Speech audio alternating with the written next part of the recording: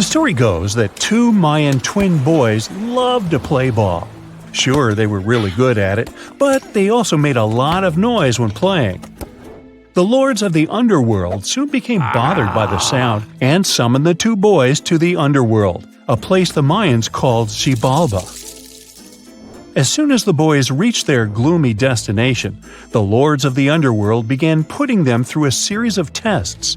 Soon enough, the inexperienced twin boys failed the tests and lost their lives. But this was not in vain. This sad event resulted in the appearance of a beautiful fruit tree. Soon enough, a young woman saw a beautiful fruit on this tree and reached up to pick it. Legend has it that soon after that, she gave birth to another set of twin boys named Hunahpu and Xibalbay. Just like their ancestors, these twins were great ball players, but they were equally as loud, and the lords of the underworld became annoyed again. They decided to ask this pair of twins to come to play a game in the underworld, hoping to get rid of them too. When the twins arrived, the lords sent them through a number of frightening places. The first one was the House of Gloom, which was very dark. They then passed through the House of Knives, where they had to avoid getting injured.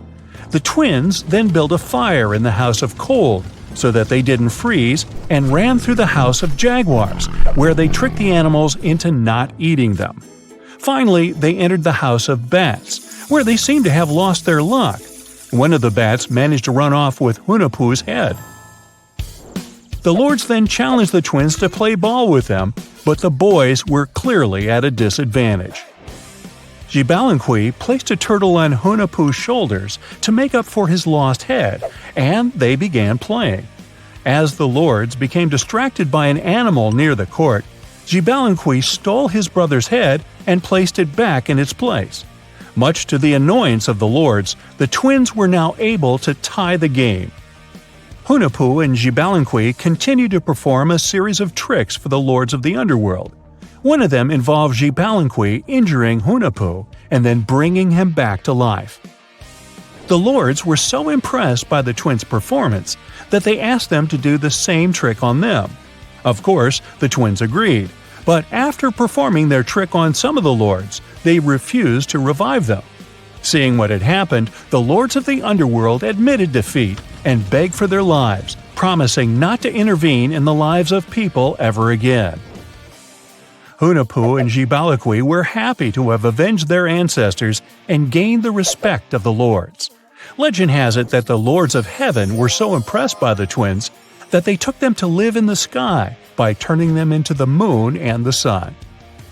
The Maya civilization was one of the most dominant indigenous societies in history, and their folklore and traditions are still discovered and studied today. They used to live in a territory called Mesoamerica. It was made up of modern-day Mexico and parts of Central America like Guatemala, Belize, Honduras, Yucatan Peninsula, and El Salvador. They lived from 1800 to 900 BCE and up to 900 to 1500 CE.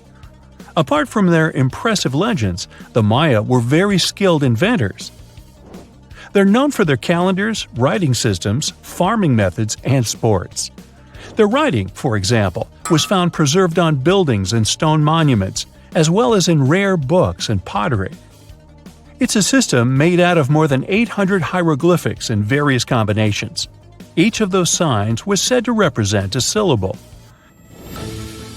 Their writing system was deciphered by accident by Tatiana Proskoryakov, an American woman who initially studied to be an architect. Since she didn't find a job in her field, she eventually became a Mayanist in her own right, despite not being academically trained.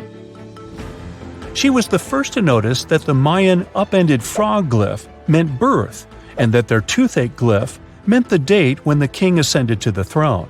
It made it easier for scientists to pinpoint birthdays, as well as the names of the rulers of a specific Mayan dynasty. They also invented the concept of zero, which is seen as one of the greatest innovations in mathematics, physics, and human history altogether. Sure, even back then, people understood the idea of having nothing, but the concept of zero as a number is a relatively new invention. A fun fact about Mayans, is that they really liked hats. The bigger your hat was, the more important you looked. Not only was it a sort of fashion statement, but it also made them look taller, which was a big deal for their aesthetic. The Mayans also came up with one of the most intricate and complex calendars in human history. It was the first to use 0 as a placeholder. Their calendar ended on December 21, 2012, which led some people to believe that it translated to the end of the world. Obviously, that was not the case. It just so happened that the date coincided with the end of a Mayan cycle of years. But you know, as advanced in science and astronomy as they were, they did make some mistakes. One of them was their belief that the world was flat. Their theory was that the 4 corners of the world were watched by the brother lords, who kept the sky from falling over their lands. Hats off for their menus, though, as they were well-known chocolate eaters. They turned eating chocolate into a form of art. The drink they made wasn't really like the hot chocolate we enjoy today, though. The recipe included mixing cacao with water, honey, chili pepper, cornmeal, and other ingredients to make a foamy, spicy drink. The ritual of drinking cacao was a crucial part of their celebrations. We're not done discovering all the amazing parts of their architecture and civilization. It was only a few years ago that a Maya pyramid was found at Tonina, in the Mexican state of Chiapas. It was estimated to be more than 1,000 years old. The reason why it escaped archaeologists for so long was that it lay hidden under what was believed to be a natural hill. The ruins of 2 Mayan cities have been recently discovered in the Mexican state of Campeche. Why didn't we find them until now? Well, they were concealed by really thick vegetation, which made it difficult for archaeologists to reach them. The Mayans didn't just disappear. Their descendants are still around today, many of them choosing to live in their ancestral homelands. You can find them in Guatemala, for example, where the Maya people make up the majority of the population. Overall, the Maya ethnic group contains people that speak different Mayan languages, such as Yucatec, Quiche, Quechua, or Mopan. They had no idea what a spa day was, but the Mayans really enjoyed a nice sweat once in a while. Sweat lodges were discovered around ancient Mayan sites. They were built out of stone or adobe. These rooms were an essential part of their cleansing and healthcare rituals. One of the earliest sweat lodges was found in Quello in northern Belize and appeared to date back 3,000 years. One of the most important parts of the Mayan culture was a ball game which they named Pix. It had both political and spiritual significance. We can see ball courts at important parts of Mayan archaeological sites. The main goal of the game was to pass a rubber ball through a very high stone hoop without using your hands. Basically, it was a combination of soccer and basketball. However, it could have serious consequences. The loser could, at times, even lose his own life. Ooh, high stakes indeed. Because of this game and the need for bouncy balls, the Mayan people were some of the first cultures to use rubber. They made it using natural latex. There were different kinds of rubber depending on what natural substances the latex was mixed with. And that, my friend, is the way the ball bounces. Sorry, but you know me, I just couldn't resist. You know, a lot happened in the first millennium CE. Sure, we're talking about 1,000 years worth of human history. If you'll remember from school, you'll know it was the time of the rise and fall of the Roman Empire. It was when humans saw the transition to the intense times of the Middle Ages. And some say it was the apex period of the Mayan civilization, all the way in Mesoamerica. But thanks to top-notch technological advancements, we can look at history a lot differently today. You see, archaeologists have found actual proof that the Mayan civilization may have started way before we think it did, and that since the beginning, their civilization was far from simple. To find out more about this, you'll have to tread deep into the Guatemalan rainforests. Are you down for the ride? Rainforests are dense and difficult to access. If you were an archaeologist, I'm betting you'd find them quite threatening as well. That's actually one of the reasons why we've been kept in the dark for so long when it comes to the truth about the Mayans. But take a look at this. You'd expect to see ruins like this in places like Portugal, England, or the United States. I'm talking about 130-foot wide roads, painted white to help travelers journey through the nighttime. For scale, these roads were about half the size of an American football field. Huge, huh? Scientists recently unearthed a 110-mile network of roads such as these, and they think this dates back to before the first registered Mayan ruins we've known so far. These roadways, which sometimes ran over swampy ground and were even elevated at times, are being called the world's first superhighways.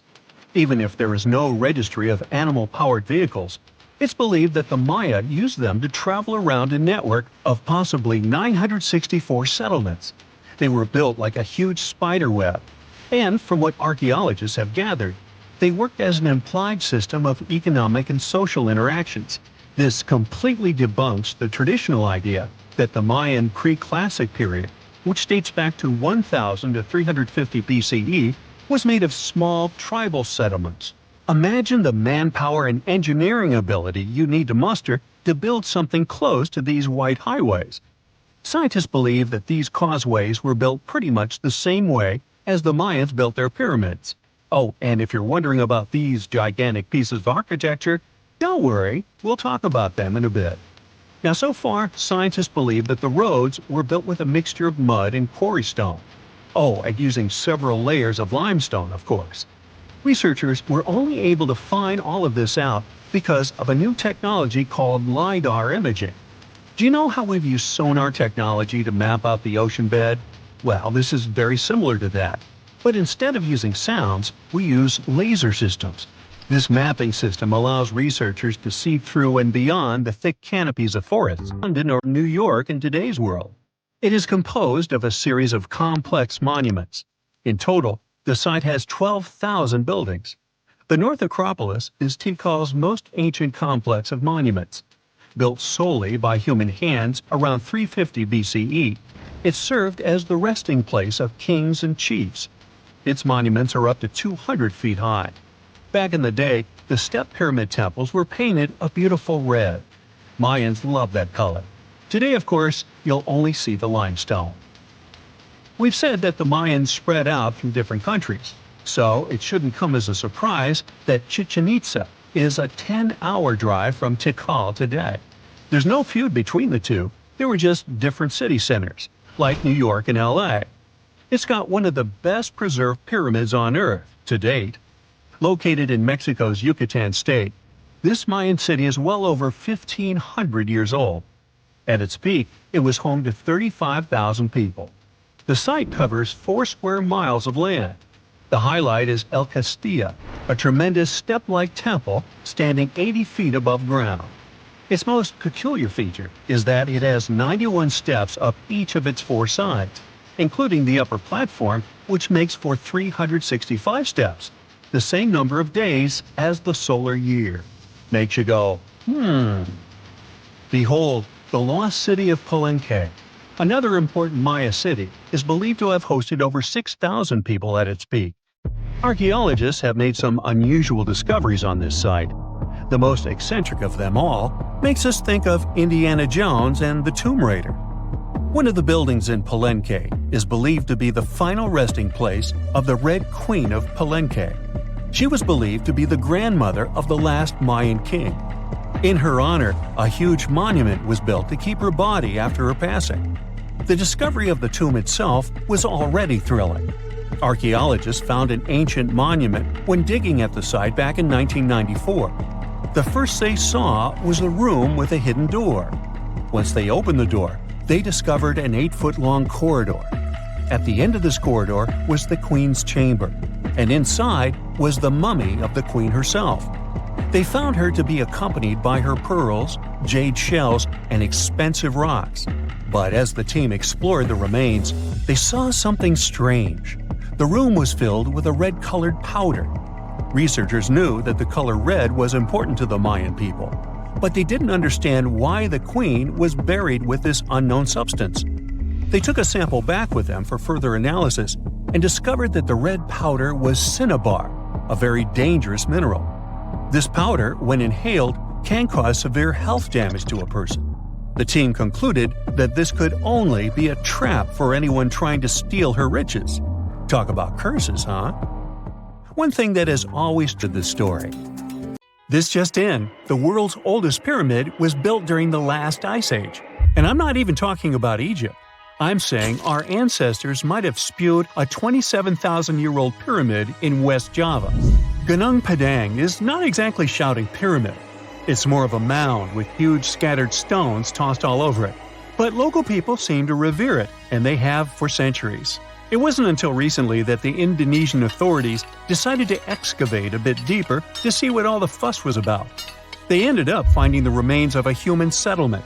It was rather unexpected, since the mound is pretty high up. This excavation could only prove there were humans in the area as far back as 45 BCE, which sounds reasonable.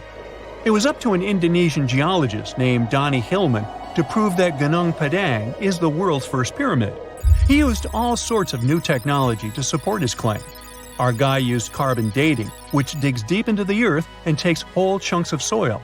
He found layers and layers of constructions, like he was digging up Rome and finding ancient buildings buried in the ground. His research proved that there had been caverns and even rooms down there, which could only mean one thing: humans. As for the rocks located up in the mound, they were most likely strategically placed by the people who lived there back in the day. They needed a place to meditate, so they arranged things in a harmonious way. Their smooth surfaces wouldn't be the result of years of erosion, but the works of great sculptures, the Michelangelos of their day, let's say. If this is all for real, then human civilizations began way before we think they did. Our ancestors, the Paleolithic humans, didn't have what it took to be considered a civilization, especially not the tools and knowledge to build pyramids. They needed a lot of masonry skills, which weren't all that available during the last ice age. His peers don't share this view, though. They could believe Hillman's theory if he had found evidence such as charcoal and bone fragments, but he didn't. Flint Dibble, another archaeologist, says that without concrete evidence of human activity, there's no proof of an actual pyramid. In this case, all the data proves is that the soil in the mound dates back to 27,000 years ago. He thinks the rocks on top of the mound just slipped down the hill, like rocks normally do. Only a complex society would have managed to build a stepped pyramid like they claim it was. But according to Bill Farley, an American archaeologist, there's just no reason to believe there were any settlements in Indonesia during the last ice age. Now, just so you know, the oldest known ancient society with this kind of knowledge is probably 11,000 years old and used to occupy the region of modern-day Turkey. Take a look, Turkey's Göbekli Tepe. It's also not a pyramid, but it's the oldest monolithic construction made by humans. Back in the Neolithic period, a lot of people settled there, and there are proofs for it. For example, the walls there are covered in ancient drawings of clothing and wild animals. Until recently, the title of the world's oldest pyramid went to a three-sided construction known as the Djoser Pyramid in Egypt. Djoser is located just a few miles south of the Giza complex in a town called Saqqara. It made its way to popular culture more than once. In the 18th century, it became a common feature in European paintings. Young men from the cultural elite did a grand tour around the world, and Saqqara was at the top of their list. It was also featured in the video game Assassin's Creed, with a digital representation way more accurate than many historical drawings of the thing. That was kind of a big deal in ancient Egypt, to build pyramids for kings to spend their afterlives. And if you thought the Khufu pyramid was the oldest one in the world, well, Djoser was built 70 years ahead of that time. The development of new technology has allowed archaeologists to make groundbreaking discoveries, and a new, or should I say ancient pyramid in South America might win the title in dispute. It turns out that pyramids were also pretty fashionable in the Americas in the old days. Among them are the iconic pyramids of Guatemala's Tikal temple complex, the same ones that appeared in Star Wars No. 4. But to find the oldest pyramid in the Americas, one would have to travel to Peru. Deep in the Peruvian desert, archaeologists stumbled upon a sprawling ancient metropolis known as Caral.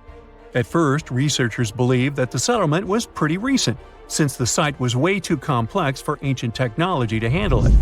As we said, Caral is a desert town, like Las Vegas, but without all the hoopla. This means no easy access to water. And for cities like these to thrive, they need a considerable irrigation system, which leads us back to complex technologies. The Peruvians surprised us all with this new discovery. This site was huge, filled with an amphitheater, houses, and religious buildings. The whole thing probably sprawled through 370 acres. And when scientists went to test their initial hypothesis using radiocarbon dating, they found that the city probably sprung around 2027 BCE. On the site, archaeologists found 6 pyramids that could possibly predate the one in Saqqara. As far as they know, both civilizations coexisted in the same time period, in opposite parts of the world. But since researchers can't pinpoint the exact age of Caral's pyramids, it's pretty hard to guess which civilization completed their pyramid first. If only we had a crystal ball. Now, it just so happens that the shape of a pyramid is something that nature is able to produce all on its own, leaving us modern-day humans a bit confused. A classic example is the Japanese side of Yaonagani, which also goes by the name of Japan's Atlantis. The entire monument is about the size of 5 football fields and the height of a 5-story building. Explorers and scientists believe that Yaonagani dates back to 10,000 years ago. For Japan's top marine geologist, Professor Masaki Kimura, Yaonagani is the heritage of a lost civilization. Kimura has dived into exploring the ruins over 100 times over the past 10 years. To him, there are clear signs of human activity down there. Check out this triangular-shaped pool on the monument's surface. Kimura thinks it's actual proof of humans, because this triangle-shaped concave is a historical symbol of water fountains in the region. As it happens with a lot of these cases, not all scientists are convinced the same. For many, Yaonagani is probably the result of thousands of years of erosion, and the fact that the monument is composed of one massive rock leads them to believe it is not really human-made. Sure, these huge basalt columns may look like the ruins of a palace, but they're most likely the result of the intense volcanic activity in the region. And speaking of natural formations that really look like a human made it, a pyramid on Mars has been a hot topic lately. Humans have been keenly trying to prove that there is life on Mars for quite some time. But some are stretching it really far, saying that little green or gray people built a pyramid on the planet to try and build their own civilization. This picture was taken over a decade ago by the Mars Reconnaissance Orbiter, the MRO, but it started to resurface recently. It shows what looks like a 3-sided pyramid. Some people claim that the smooth side of the pyramid could only be the effect of otherworldly work. Then science comes along and explains that Mars is home to one of the deepest canyon systems in the whole solar system. The so-called pyramid is located in what is known as the Kandor-Chasma region. This Martian region has a bunch of similar formations that are nothing more than the result of erosion. Nothing supernatural going on there, apparently. Can you tell me what date it is today? Piece of cake. You just look at your smartphone and voila, you immediately know the day, month, and year. But was it always this easy to tell the date? Did the ancient people even have the concept of a year that lasts 365 days? Yes and no. Mayan calendars had cycles. That's close to what we call a year. But the Mayan cycle was much longer, 819 days. And this is where the mystery begins. 819 days compared to what? When does this calendar begin, and when does it end? Scientists were asking themselves this question for decades. They discovered and deciphered the Mayan calendar during the 1940s. Recently, 2 American scientists, John Linden and Victoria Bricker, came forward with a solution. So, what did they do differently from their predecessors? The duo deciphered the code by broadening their thinking. They expanded the calendar from 819 days to full 45 years. That's 20 times longer than the original cycle. And a pattern started to emerge. This was a major breakthrough because the Maya told time in a complicated way. You can forget about the easy-to-read Arabic numerals we have today. These ancient people used glyphs. These are tiny images that represent characters. Something like the icons on your desktop or universal symbols. When you see a little dot with 3 curved lines above it, you know there is a Wi-Fi network available. The Mayan calendar used glyphs that represented animals or natural phenomena. For example, there were symbols for a jaguar and an eagle. Each glyph marked one day. Each cycle is repeated 4 times, 8 and 19 x 4. Let's call these 4 cycles blocks. The Mayas colored each block differently. Scientists thought these colors corresponded to the 4 cardinal directions. Red was east, white, north. West was black, and finally, yellow marked south. But then the 1980s came. Yeah, this was a weird decade. The calculations were all wrong. Researchers determined that the colors were associated with the position of the sun in the sky. It turned out that the color yellow represented the highest point of the sun, which is called a zenith. White was the lowest point, called the nadir. It seems that the calendar showed just how good the ancient Mayas were at astronomy. This is most evident at Chichen Itza. This principal Mayan city is located on the Yucatan Peninsula, Mexico. There stands an impressive step pyramid. It is dedicated to the feathered serpent deity, and its alignment is perfect. Something marvelous happens here twice a year, during the equinoxes, March and September.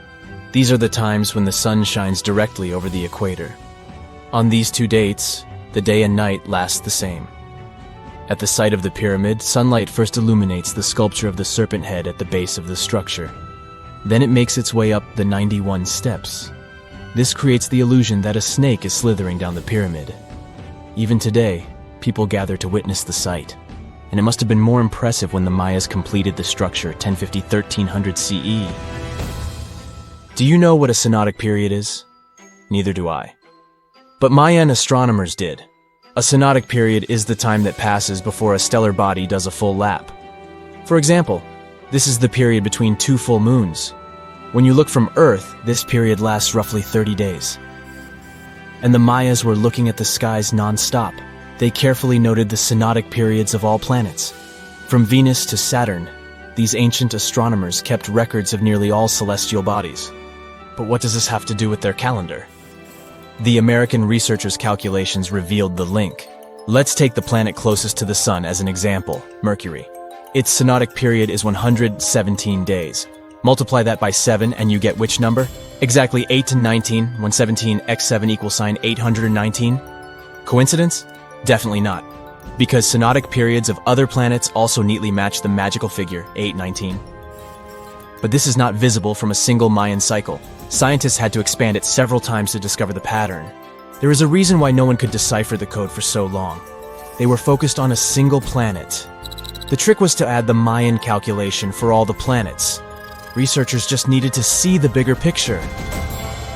This brings us to the year 2012. Can you remember that some people thought that the world would end on December 21st? That turned out to be a bust. We are alive and well now. But what started this false rumor? The Mayan calendar, of course. You see, these ancient people based their calendar on long periods of all the planets. That included a lot of complicated math and a lot of multiplying.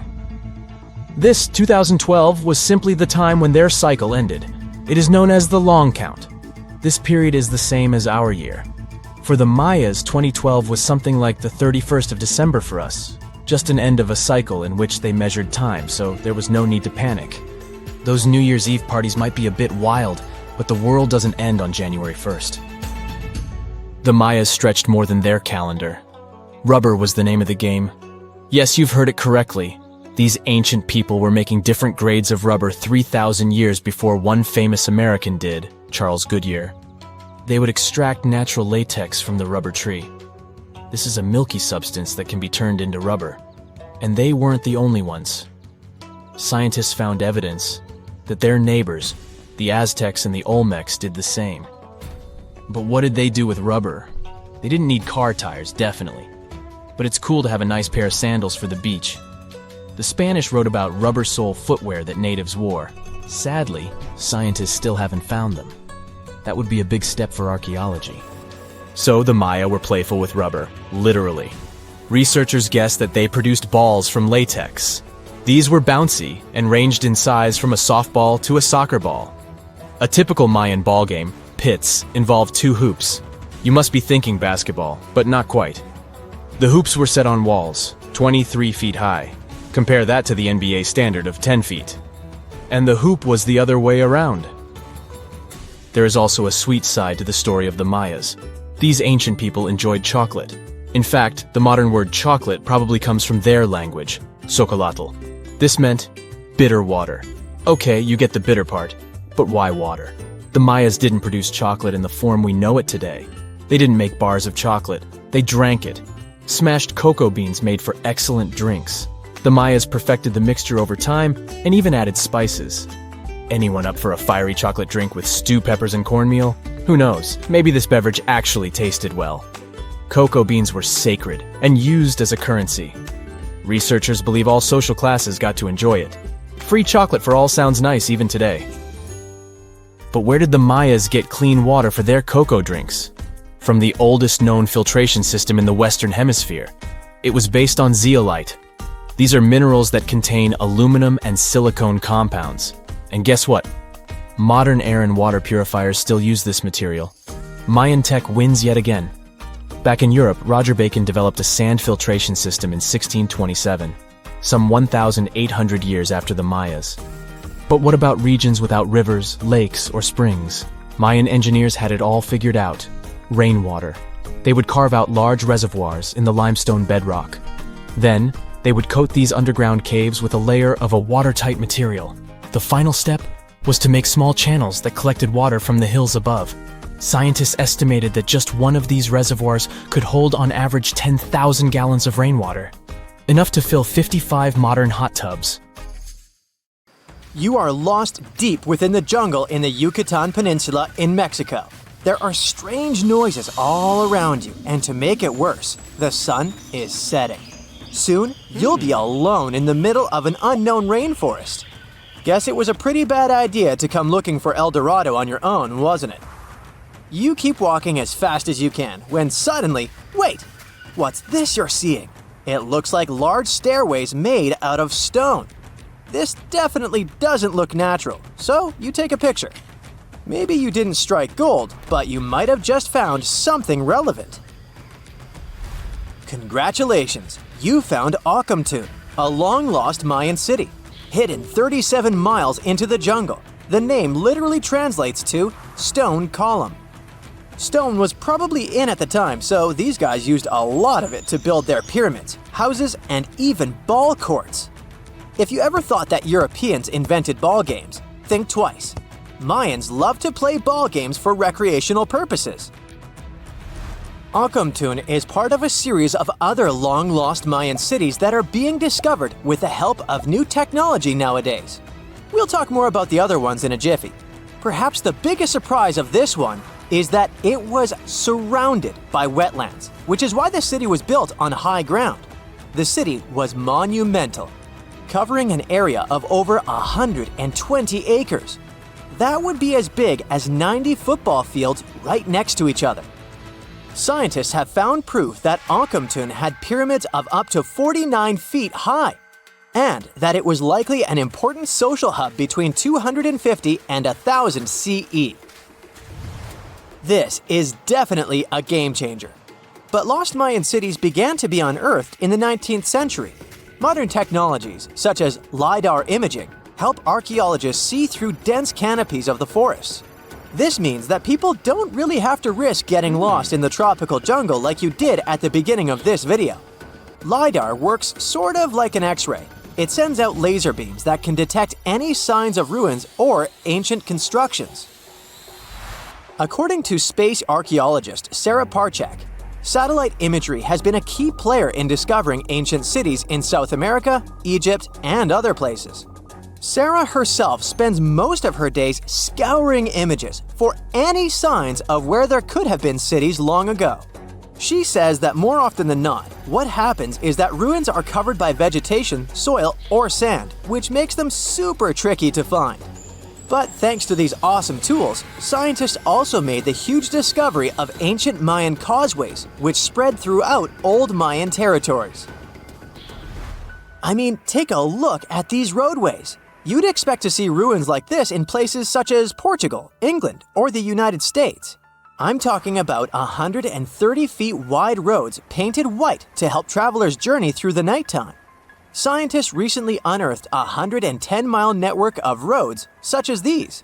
and they think this dates back to before the first registered Mayan highways we've known so far. These roadways, which sometimes ran over the swampy ground and were even elevated at times, are being called the world's first superhighways. Even if there is no registry of animal-powered vehicles, it's believed that the Maya used them to travel around a network of possible 964 settlements. They were built like a huge spiderweb, and from what archaeologists have gathered, this huge system of roads worked to connect a big system of economic and social interactions between Mayan cities. This completely debunks the traditional idea that the Mayan pre-classic period, which dates back to 2000 BCE, was made of small, tribal settlements. Imagine the manpower and engineering ability you need to muster to build something close to these white highways. Scientists believe that these causeways were built pretty much the same way as the Mayans built their pyramids, with a mixture of mud and quarry stone. Oh, and using several layers of limestone to make them white. That's pretty cool, right? But let's take a few steps back for a moment to get some context. The Mayans were one of the biggest pre-Columbian civilizations living in the Americas. Until now, experts believe that at its apex, the Mayan civilization consisted of over 40 cities with a population of millions of people. That's a lot of folks. Their civilization spanned Mexico's Yucatan Peninsula, Guatemala, and Belize. And they survived mainly on agriculture. The thing is, the Yucatan Peninsula was an extremely difficult place to grow crops. So the Mayans had to develop a complex irrigation system in most of their cities. They built a series of ceremonial buildings, pyramids, and plazas. The Mayans might have been keen pyramid builders, but they also developed an advanced astronomical system. With whatever ancient technology they had, they were able to predict the exact location of planets such as Venus and Mars, as well as the exact dates of eclipses.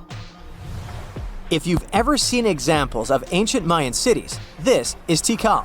Located at the heart of the Guatemalan jungle, Tikal is believed to have been the capital of the ancient Mayan conquest state. At its height, it was comparable in importance to cities such as London or New York in today's world. It's composed of a series of complex monuments.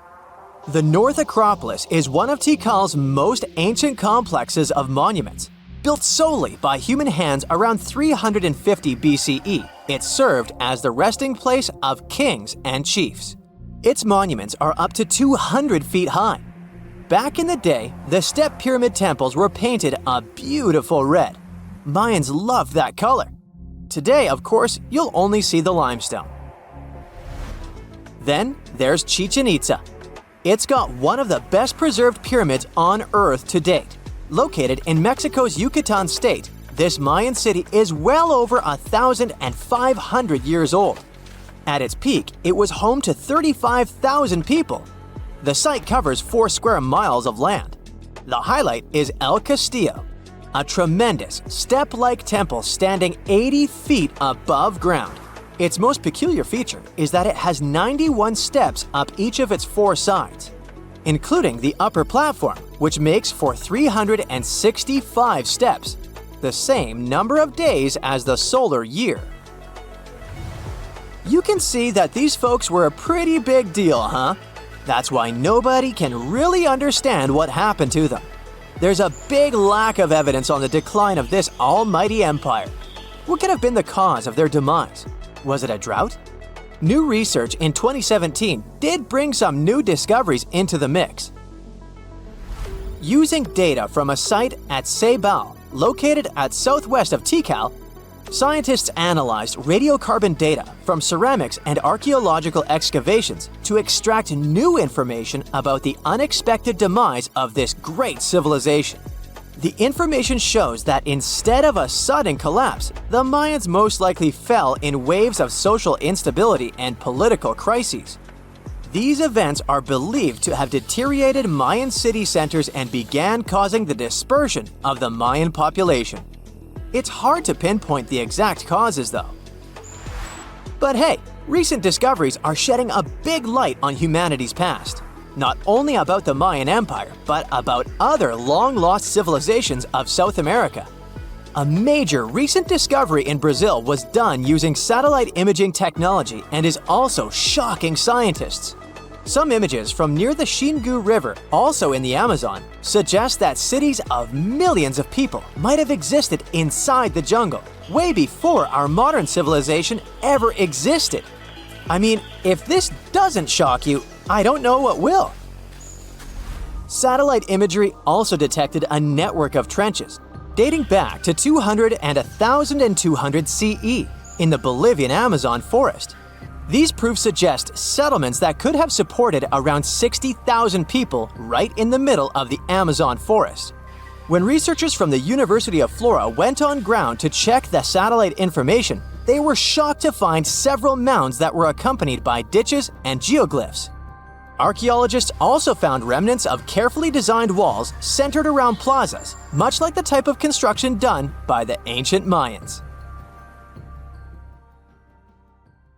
Researchers have found almost 1,000 previously hidden Maya settlements in the tropical lowlands of what is now northern Guatemala.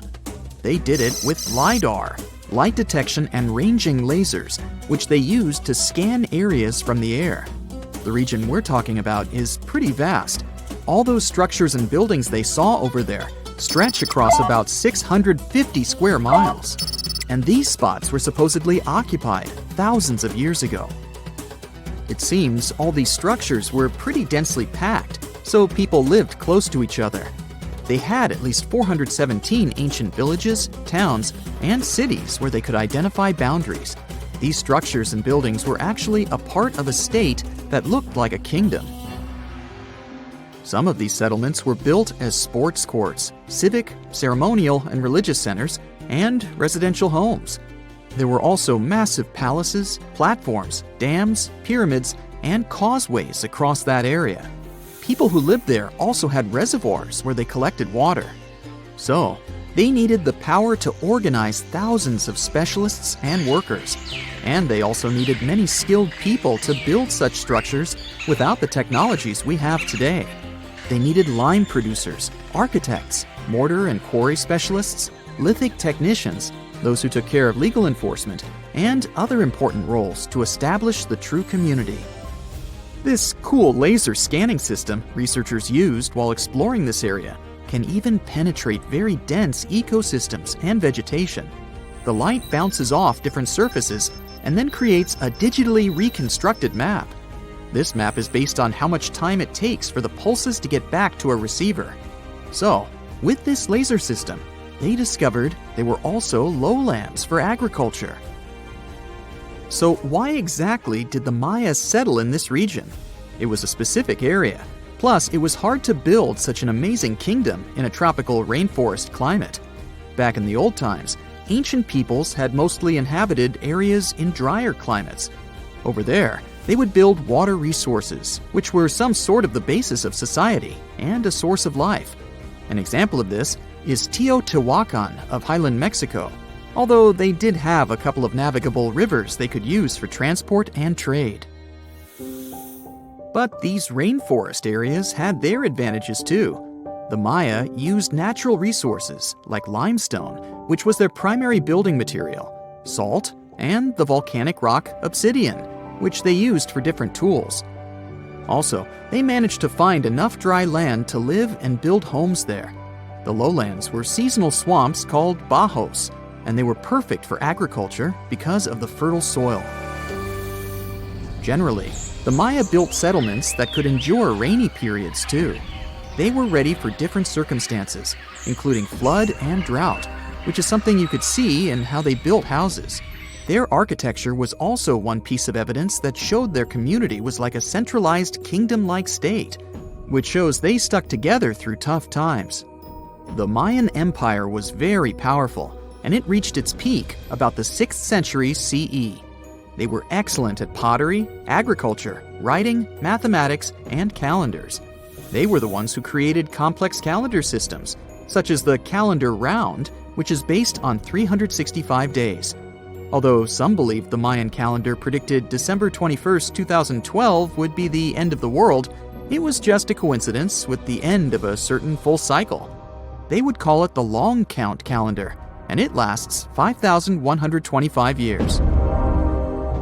The Mayan people left behind an impressive amount of astonishing architecture and symbolic artwork. Most of their stone cities ended up abandoned by 900 CE. No one still knows why the Mayan civilization in that area collapsed, although there are some theories. Some think that by the 9th century, these people had exhausted the resources around them to the point that they could no longer feed and sustain such a big population.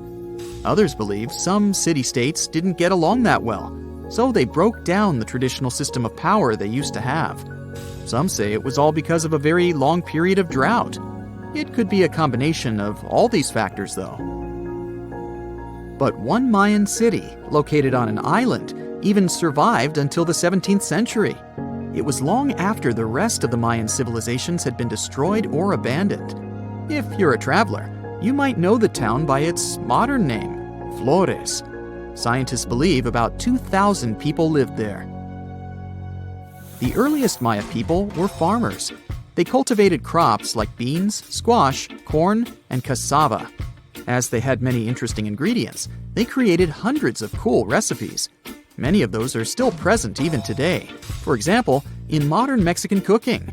And especially popular are papayas, cacao, avocados, squash, pineapples, chili peppers, beans, and so on. Even though the Maya mostly practiced a kind of primitive type of slash-and-burn agriculture, there is also evidence of them using some more advanced farming methods, like terracing and irrigation.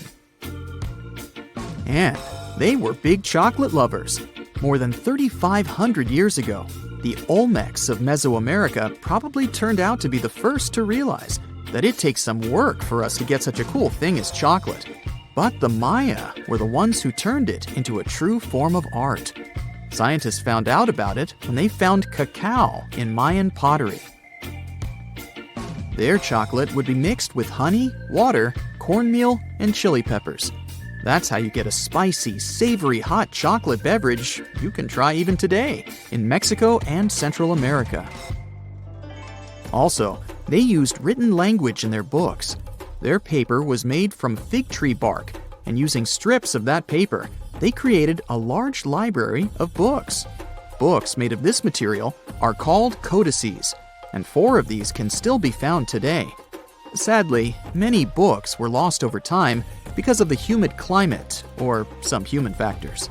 The classic Maya built a bunch of palaces and temples that had a stepped pyramid shape.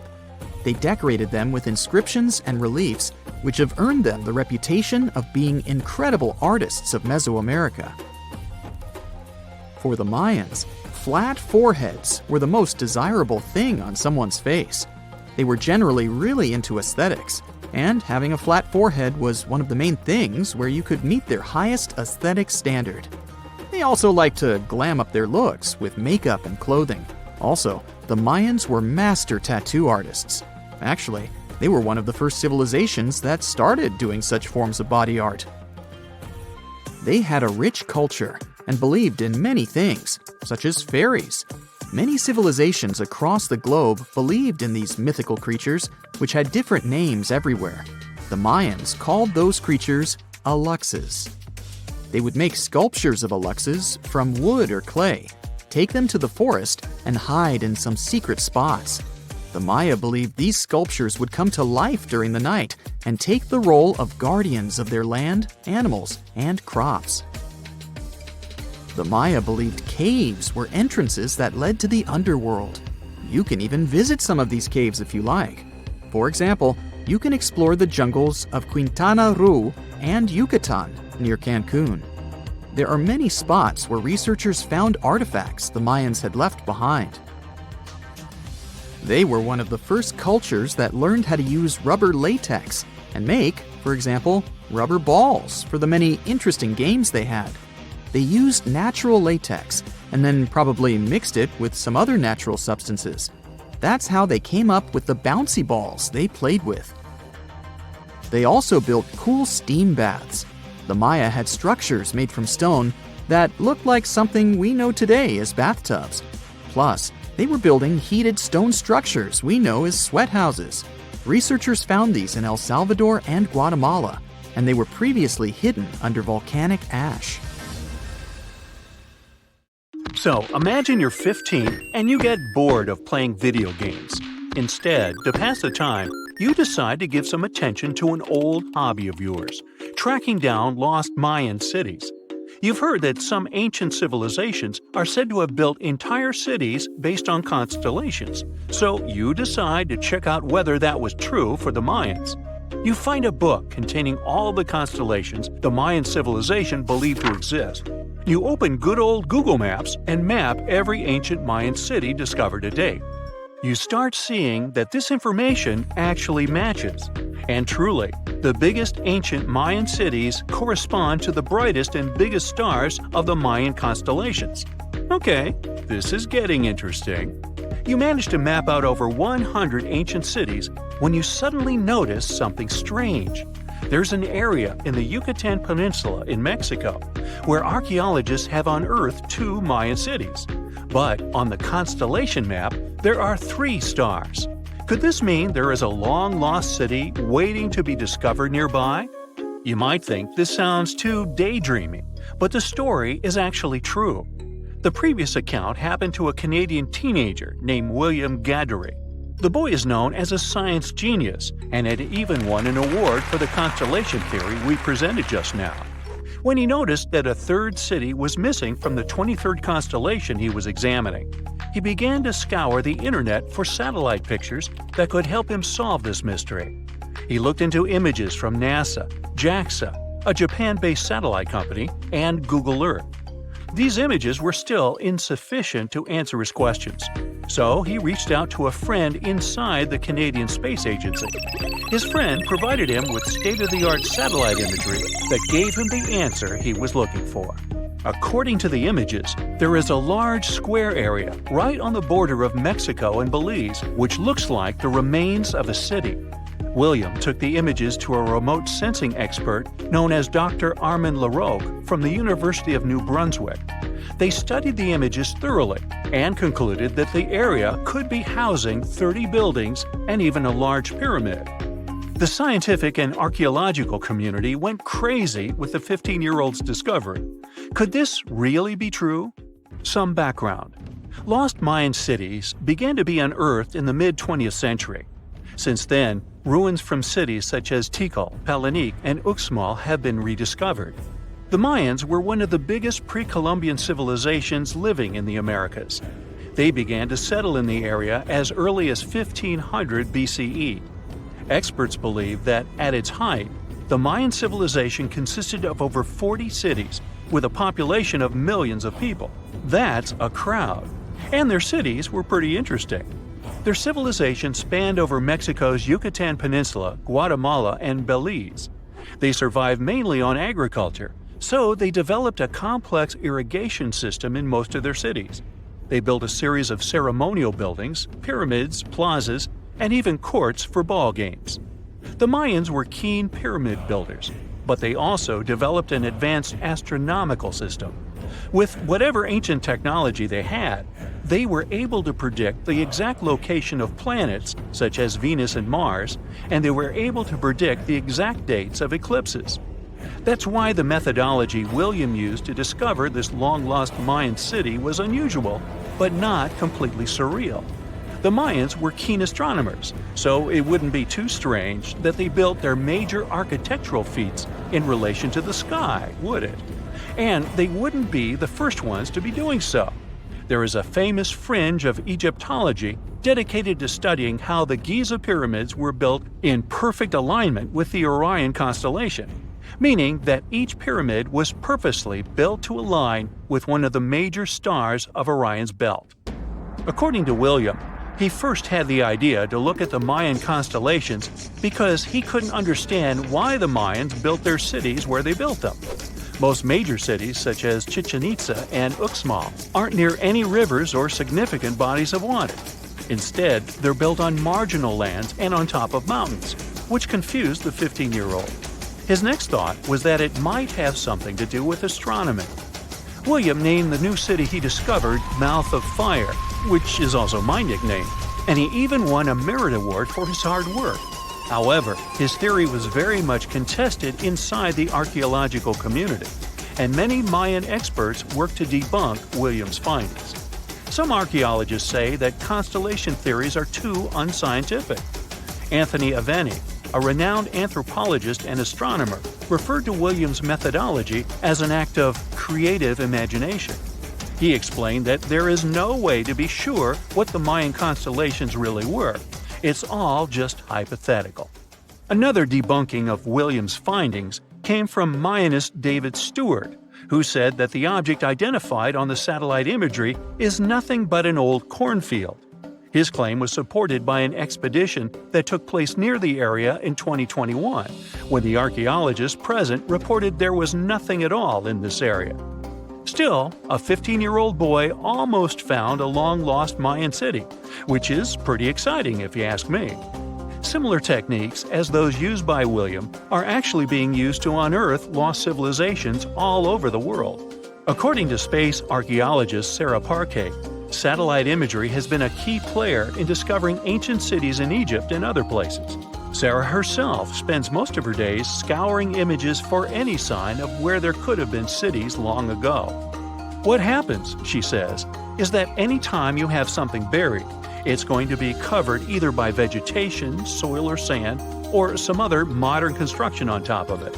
In order to assess whether there is something hidden under large canopies of vegetation or not, she uses infrared technology, for instance. A major recent discovery in Brazil was done in a similar way. Satellite imagery detected a network of trenches dating back to 200 to 1200 CE. These suggest settlements that could have supported around 60,000 people. But in this case, the satellite imagery did indeed correspond to what was on the ground. Researchers from the University of Florida found several mounds that were accompanied by ditches and geoglyphs. Archaeologists also found remnants of carefully designed walls, centered around plazas, much like the type of construction done by the ancient Mayans. Advances in satellite tech have also shed new light on long-discovered ancient Mayan cities, such as Tikal. Located in the heart of the Guatemalan jungle, Tikal is believed to have been the capital of the ancient Mayan Empire. At its height, it was comparable in importance to cities such as London or New York in today's world. It was composed of a series of complex monuments, many of them believed to have been the resting places of kings and chiefs. Tikal is already known to have been big, but recent discoveries show it could have been even 3 times larger than what scientists originally believed. The main discovery revolves around a fortification on the outskirts of the city, indicating how far the original city stretched. And new discoveries still take place. In 2017, researchers also unearthed new clues regarding the potential causes of the decline of the Mayan civilization. Using data from a Sidon seawall located 62 miles southwest of Tikal, scientists analyzed radiocarbon data from ceramics and archaeological excavations to extract new information about the sudden demise of this great civilization. The information shows that, instead of a sudden collapse, the Mayans most likely collapsed in waves of social instability and political crises. These events are believed to have deteriorated Mayan city centers and began causing the dispersion of the Mayan population. Wow, it seems like it's a prime time to uncover ancient ruins. What do you say? Will you give it a try as well? Can you pronounce this name of the Aztec capital city? Yes, it's quite difficult to say in English and above my pay grade.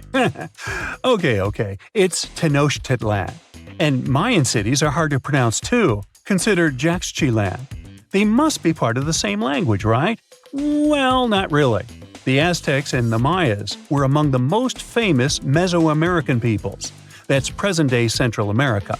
But they didn't speak the same language, and they weren't even the same civilization. The two nations lived in different eras. The Aztecs dominated the region from the 14th to the 16th century. Back in Europe, this was near the end of the Middle Ages. The Mayas came before the Aztecs. Historians believe they started building city-states in the 3rd century. Their peak lasted until the 10th century. Now, this doesn't mean that the Mayas and the Aztecs didn't have contact with each other. But at the time this happened, the Mayas were on a decline, so the Aztecs traded more with their descendants than with real Mayan people. The two civilizations didn't even live in the same place. The Aztecs built their cities in the north of what is today Mexico. The Mayas lived to the south of them in the Yucatan Peninsula. Yes, that's also in Mexico nowadays. But the Mayas inhabited parts of modern-day Guatemala and Belize as well, and they spoke a number of languages. There's a whole Mayan language family they spoke, not just one language. Some of those languages have survived through today. Estimates show that there are 6 million indigenous Maya people groups spread across Central America. In Guatemala, there are 21 Maya languages recognized by the authorities. Further north, in Mexico, the number of official languages is 29. For the Aztecs, the situation is much simpler. They had a single language. It still has around 1.5 million native speakers, mostly in central Mexico. That's more than any other family of indigenous languages in the region. But is there a chance a speaker of Aztec languages can understand a speaker of the Maya language? Not by a long shot. The two languages are completely unrelated. In fact, they didn't even share the same writing systems. The Mayans were more advanced because they used hieroglyphs. Yep, like the ancient Egyptians. Instead of letters that make up words, ancient civilizations used tiny pictures to symbolize an object or a concept. When the Mayas wanted to write the word jaguar, for example, they would draw a small image of the animal. In total, their writing system had more than 800 characters like this one. Way too complicated compared to the modern way we write down words. But the Aztecs were one step behind the Mayas. They used pictograms and ideograms. Simply put, these are elaborate drawings that mark an object, animal, or concept. Compared to Mayan hieroglyphs, they aren't simple symbols anyone can draw, but true masterpieces of visual art. Only highly skilled painters could draw them. I don't say write because, technically, the Aztecs didn't have a writing system. So you could say that the Mayas were more advanced when it came to language. After all, they had the only known fully developed language in the Americas before the arrival of Europeans. But in terms of culture and economy, the two societies weren't that much different. Neither of them used work animals for agriculture and transport. The main crop for both peoples? You guessed it, corn. What they called maize. Christopher Columbus was the first to transport corn back to the old continent in 1493. The Mayans also cultivated sunflower, vanilla, and cotton. The Aztecs produced chili, beans, and squashes. When it comes to meat, the Aztecs were happy to catch fish and shrimp. The Mayans penned turkey, just like we do with chicken today. The Aztec society consisted of nobles and commoners, all led by an emperor. The Mayas mostly lived in independent city kingdoms, ruled by a king and his royal household. There were no wheeled vehicles in these civilizations. Aztec merchants traveled across Mesoamerica carrying goods on their backs. Not the most comfortable mode of transportation, definitely. We shouldn't think of Aztec roads as the ones we have today. They were narrower because they saw only foot traffic. Mayas used a similar road system that also included canoes. They wouldn't travel far from the coast, though. They carved out these vessels from large tree trunks. An average Mayan canoe was 50 feet long. That's the length of a modern-day yacht. The goods these Mayas traded ranged from salt to pearls. They considered meat a luxury good, together with gold, copper, and turquoise. And can you guess the currency of Mayan merchants? Let me give you a hint. It wasn't metal and paper like it is today, but cocoa beans. They had a fixed market price, which made them the ideal payment option. The situation in modern societies is not much different. Around 2/3 of all countries have pegged their currency to the US dollar. For Mesoamericans, cocoa beans were their green banknotes. The Aztecs used the same exact currency, but with a twist. They had something called axe money. One axe was worth 8,000 cacao seeds. I bet their exchange offices were fun places to work. When it comes to minerals, jade was highly esteemed in both cultures. The Mayas and the Aztecs made tools and ornaments from it. These peoples believed jade brought beauty and long life to the person who wore it. Their jade mines were located in present-day Guatemala. And remember that city from the beginning that we could hardly pronounce? The founding of the Aztec capital gives an insight into the belief system of the whole nation. According to legend, the Aztec deity told them to build a city in the place where an eagle sits on a cactus with a snake in its talons. They saw this happen on an island in a lake. This is where they built the city. If you want to find it on the map of Central America today, look for Mexico City. That's the site of an ancient Aztec capital. It even got its name from the ancient nation, because Mexica was an alternate name for the Aztecs. They constructed the city on small artificial islands. It was slightly bigger than the surface area of London Heathrow Airport. The Mayas didn't have a capital city as we know it today. Their civilization spanned across 40 cities. These settlements had a population of 5 to 50,000 inhabitants. Today, these sites could be classified in terms of size as small American towns. But the total number of Mayan cities is not final. Archaeologists keep discovering new ones deep in the jungle of the Yucatan Peninsula. Quite recently, researchers unearthed a new site in the southeast of Mexico. They found a number of stone columns and named the city after the Mayan word for it. Back in the day, the city was part of the central Maya lowlands. Today, this region is covered with thick jungle. The Maya abandoned their settlements in this area around the 8th and the 9th century. Historians still cannot agree on why this happened. Some claim overpopulation was the main issue. Others argue the trade routes collapsed, so Mayan cities couldn't flourish anymore. Whatever the case, northern Mayan cities lived on. The descendants of these peoples were there when the Europeans stumbled upon them several centuries later. The Aztecs were also present in today's Mexico at this time, but contact with a foreign culture didn't bring them much good. There was an outbreak of smallpox that sealed the Aztecs' fate. This doesn't mean that this American nation left the world stage forever, though. Every time we say words like avocado, chili, guacamole, chocolate, and coyote, we are actually reviving the Aztec language. These words are present in pretty much every language on the planet. Mayan words also entered modern English. Linguists argue that the word shark actually comes from a Mayan language. This is the word these ancient Mesoamerican people used for fish. Both ancient civilizations left behind pyramids, and they look very similar in style. The only hint that can help you differentiate between them is that there are way more Mayan ruins that still exist today. Finally, regarding maize, or corn as we call it, there's a story among the Maya descendants that their process of harvesting corn back then was called amazing. Get it? Maize? Corn? Okay, I made that up. You're not surprised, are you? Imagine discovering an ancient city without leaving the comfort of your home. In 1963, a man in the Nevşehir province of Turkey did exactly that. He was renovating his house. He knocked down a wall in his basement and found a mysterious room. He continued digging and saw a tunnel. This is how Derinkuyu Underground City was found.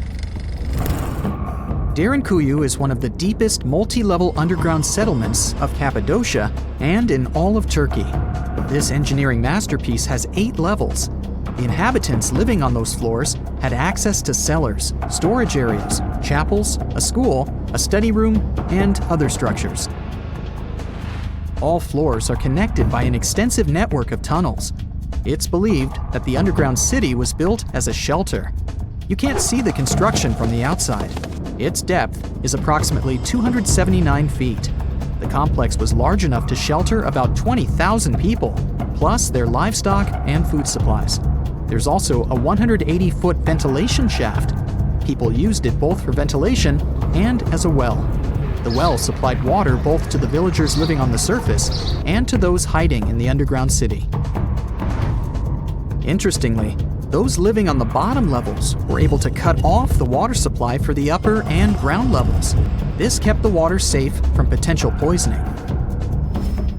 The place was designed for protection.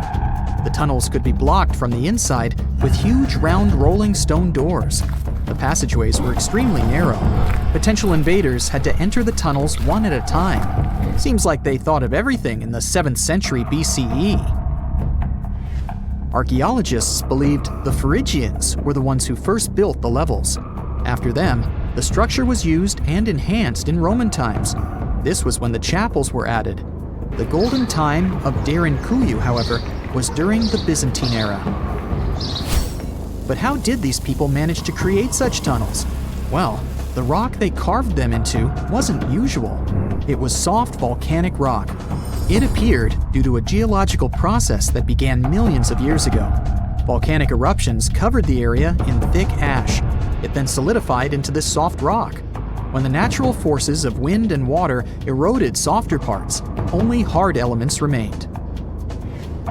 Fun fact, fairy chimneys are also made of intricately shaped volcanic soft rock, but they formed naturally without any human intervention. I'm still in Turkey, but this time, my destination is Çanakkale, where a myth came to life. For 3,000 years, people believed that Homer's Iliad was fiction and that Troy never existed. In 1863, everything changed. Expatriate Frank Calvert discovered ancient ruins in western Turkey. He was convinced they belonged to the ancient city of Troy. Heinrich Schliemann examined this area in 1868. That's when Troy saw sunlight again after all those centuries. Troy has complex layers. Over the years, 9 ancient cities were built on top of one another. Historians say that the area was strategically located between Europe and Asia, so it became a prosperous trade and cultural center. This strategic position made Troy attractive throughout history. After the Trojan conflict, the city was abandoned between the years 1100 to 700 BCE. Then Greek settlers rediscovered the area, and Alexander the Great ruled there. The Romans then invaded the city. Speaking of this event, the first thing you would see when visiting the site is a replica of the wooden Trojan horse from a movie shot in 2004. The next stop is Lothal. In the 1950s, Lothal and several other Harappan sites were discovered in India. These new provinces extended the boundaries of the Indus Valley civilization. Lothal was an important part of the Harappan civilization. It had vast cotton and rice fields. Plus, it had a bead-making factory. Beads were made from semi-precious stones, like agate. Many of these beads were later found in Mesopotamia, which serves as evidence that Lothal was a thriving trading port. Archaeologists believe that the city was part of an ancient trade route. Traces of agriculture? Check. Traces of trade? Check. What else? The remains of residential buildings, streets, bathing pavements, and drains. Some real city planning, and impressive examples of early urbanization. The town was well constructed. There were modern houses. Some of them had 6 rooms, bathrooms, a large courtyard, and even a veranda. Lothal also had the world's oldest known dock. It linked the city with the Sabarmati River and the trade route. The ancient Mayan city of Calakmul is located in southern Mexico in the tropical forest of the Tierras Bajas. From 500 CE to 800 CE, Calakmul was home to over 50,000 people. There was a central plaza surrounded by outer districts. And if we count both the inhabitants of all those outer areas and those who lived in the center, Calakmul had a population of more than 1.5 million people. It was a city that was habitable for 12 centuries. It's believed that the place had more constructions than any other excavated Maya settlements in the region. After 1000 CE, the Maya civilization there faced a downfall. The settlement that was once the center of Mesoamerica was almost completely abandoned.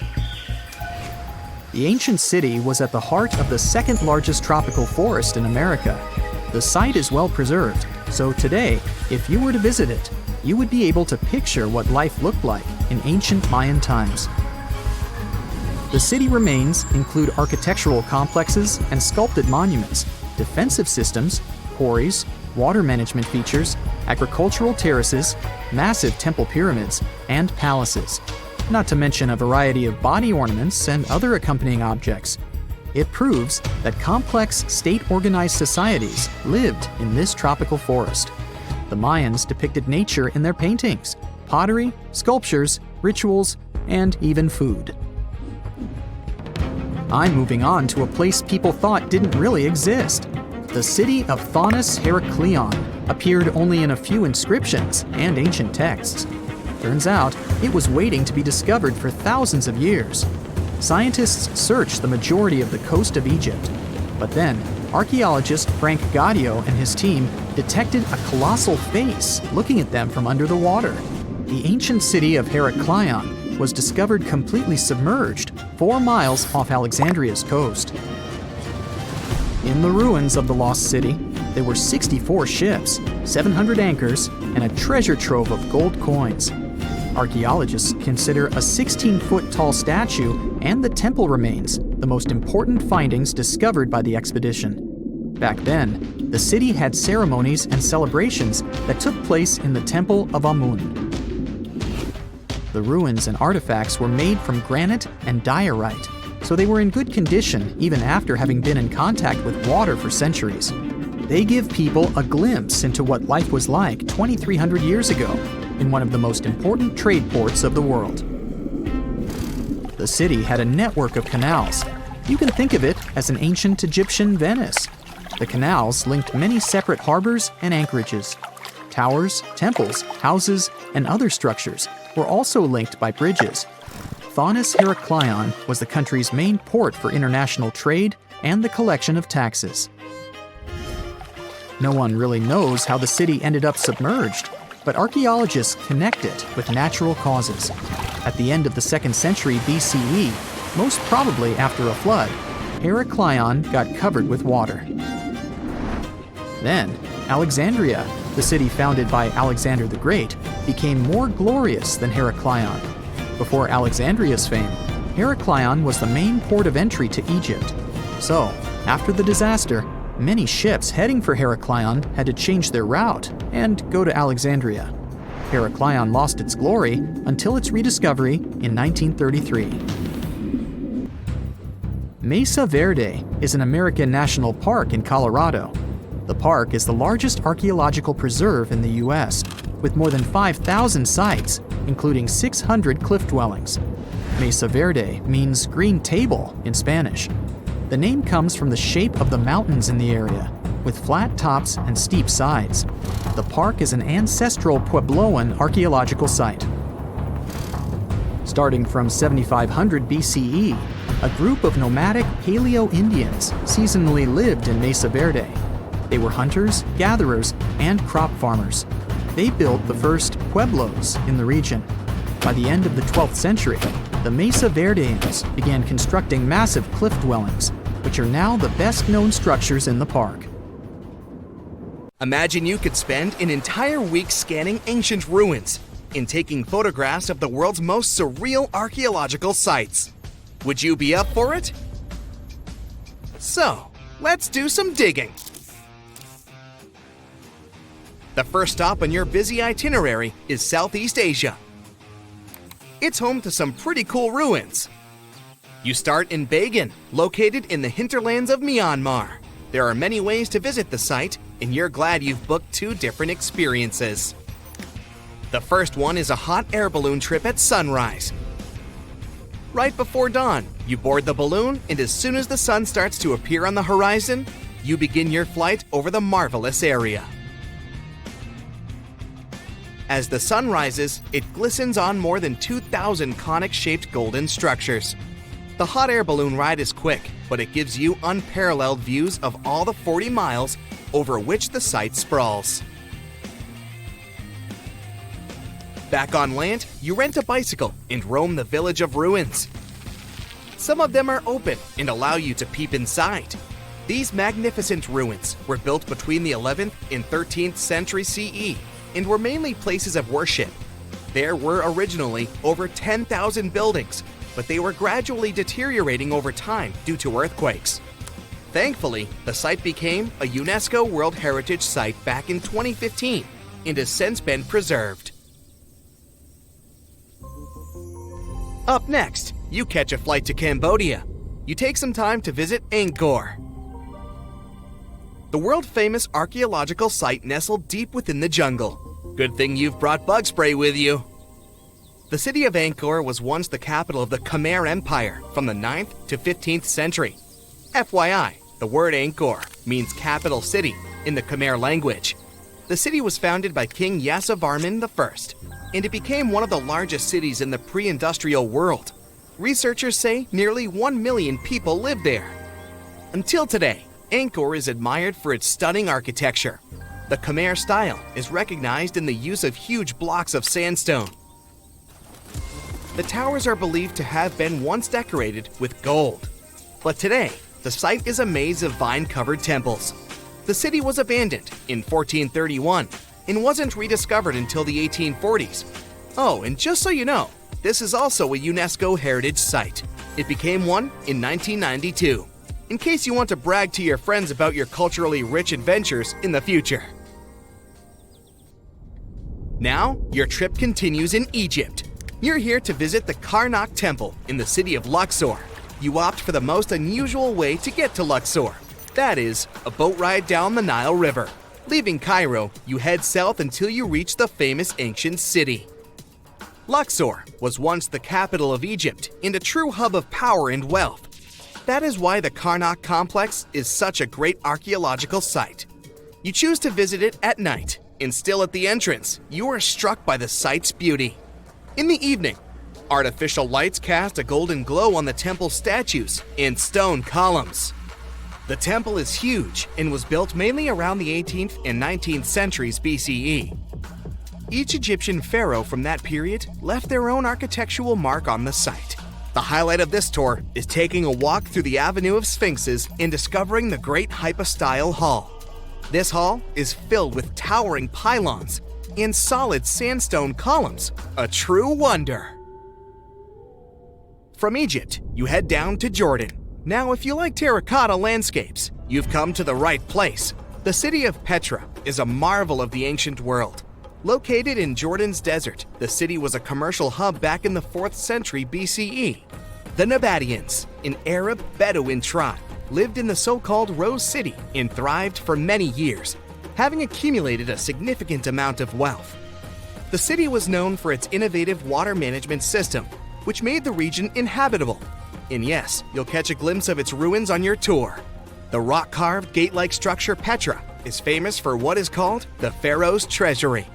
It stands at the main entrance to the site and is said to have a treasure hidden beneath it. Don't forget to stand right beneath it and take one of those classic pictures for social media. Once Petra has been ticked off the list, you fly to southern Europe. More specifically, to the tip of the Italian boot. You have a day trip scheduled to visit the ruins of Pompeii. Pompeii can be reached by car from the city of Naples. It's home to the eerie yet well-preserved ruins of a city that was once engulfed by lava. When Mount Vesuvius erupted in 79 CE, it left the city of Pompeii completely buried under millions of tons of volcanic ash. The ancient city was first discovered by beneath the volcanic rock in the 16th century, but it was first cleared from debris in the 1870s. Today, you'll be able to walk down the streets of these ancient Roman ruins and imagine what the town looked like in its heyday. Pompeii was a vibrant and rich municipality. The site's ruins revealed that many areas of Pompeii had boasted impressive bakeries, markets, and even houses with balconies, which were a sign of great wealth at the time. And believe it or not, even some artworks survived the eruption. Archaeologists found well-preserved frescoes and murals with mythological creatures. All this indicates that members of the high society lived there. The city even had thermal baths and showers made from luxurious materials. While you're still in Europe, you'll hop over to visit the iconic Stonehenge. It's a perfect day trip if you stay in the city of London, just a short train journey away. Stonehenge dots the Salisbury Plain in Wiltshire, England, and is one of the world's most recognized ancient ruins. More than 5,000 years old, these curious stone rings are some of the oldest stone structures on the planet. Created out of sandstone, they are shrouded in misery. Who built them and why is still largely unknown. Popular theories claim that Stonehenge was used as a great solar calendar, built to help people keep track of days, weeks, and months. Talk about hard work to create a mere calendar, huh? In the final leg of your trip, we'll take you to explore the Southern Americas. In Guatemala, in Central America, you'll find ancient Mayan ruins. The lost city of Tikal is a city made of 3,000 buildings, the remains of the capital of the Mayan Empire. You can compare its importance to such cities as London or New York today. The North Acropolis is Tikal's most ancient complex of monuments. Built solely by human hands in 350 BCE, it served as the resting place of kings and chiefs. Back in the day, the step pyramid temples were painted a beautiful red. Mayans loved that color. Today, of course, you'll only see the limestone. You might wonder what made such a great city turn into ruins. Well, archaeologists have no clue about the cause of Tikal's decline. Until today, this question remains unanswered. Was it a drought? Disease? Maybe we'll never know. Are you in the mood for some Mayan ruins? Chichen Itza is an archaeological site with the best preserved pyramids on Earth.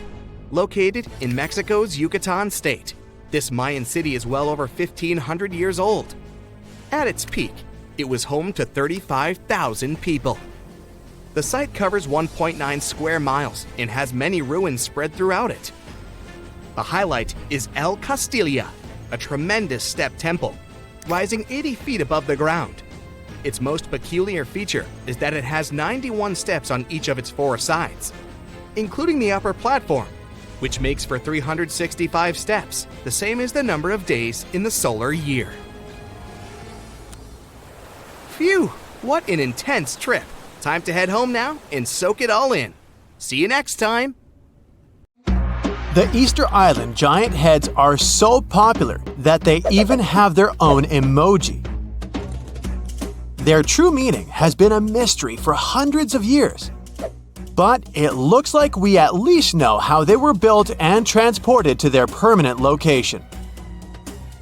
The Moai statues consist of 3 parts: a large yellow body, a red hat or top knot, and white inset eyes with a coral iris.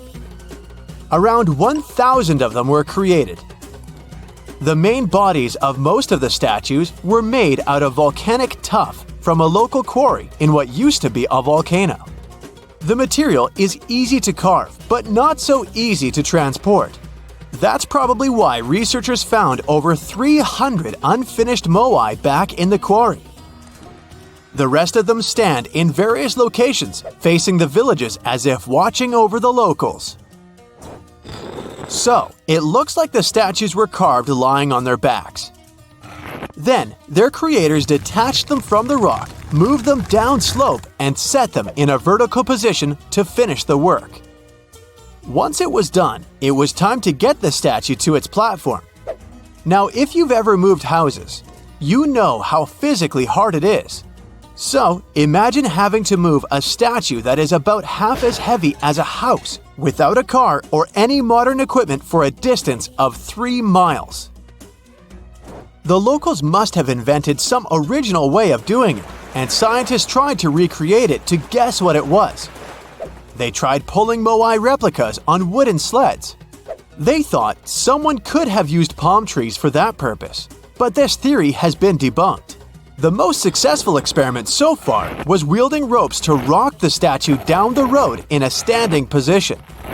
This method sounds real because the local Rapa Nui legends mention that the Moai walked from the quarry.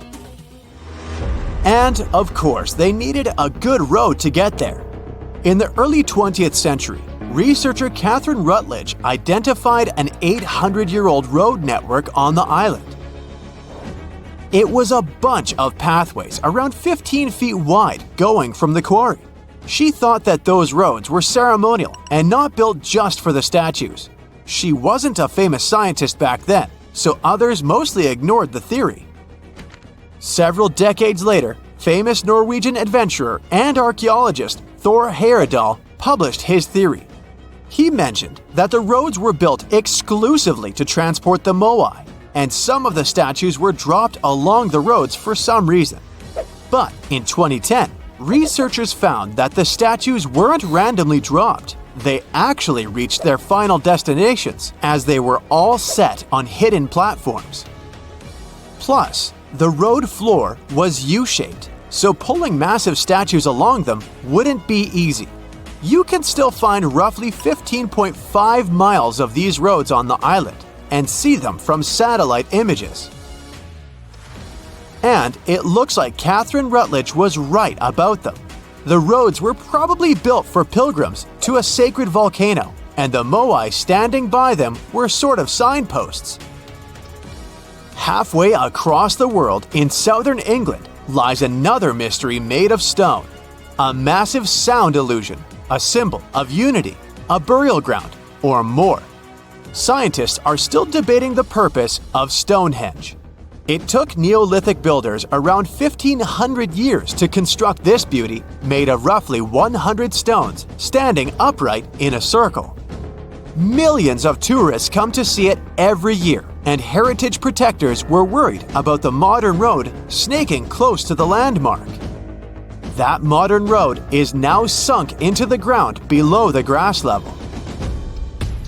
And even though archaeologists assumed they could find an older road under it, they didn't have any high hopes.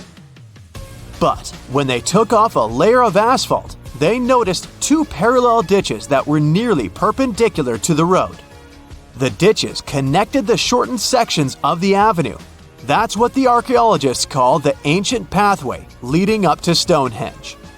It proves that the ancient people used to visit the monument for their purposes, and probably some ceremonies. Another interesting find during a dry summer was 3 dry patch marks within the stone circle. It looks like they were left there by 3 massive boulders. So Stonehenge could have been a full circle once.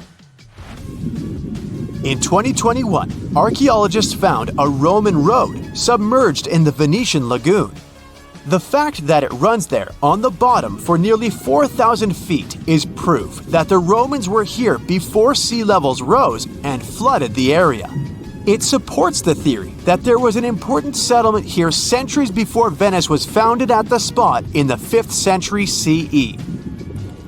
The ancient Romans were great at many things, and one of them was building roads. And it looks like they weren't afraid to work on the trickiest terrain. Scans have shown that the ancient road was built right on the beach, and it requires some serious skills. Imagine a village from over 1,000 years ago frozen in time. There's still half-eaten food on the tables and personal things left in a rush. It's all preserved so well because it's covered by volcanic ash. Researchers found this village in 2011 in modern-day El Salvador. They believe there was a mass celebration in a Maya village called Chichen over 1,400 years ago. The whole village was there, preparing the main temple for a ritual when a nearby volcano erupted. The 200-plus residents had no time to rush back to their homes. To save their lives, they had to flee the plaza and run south on a raised road called Sakbe. They managed to escape from the plumes of volcanic ash. In addition to being a superhero and saving all the people, the road had another cool feature.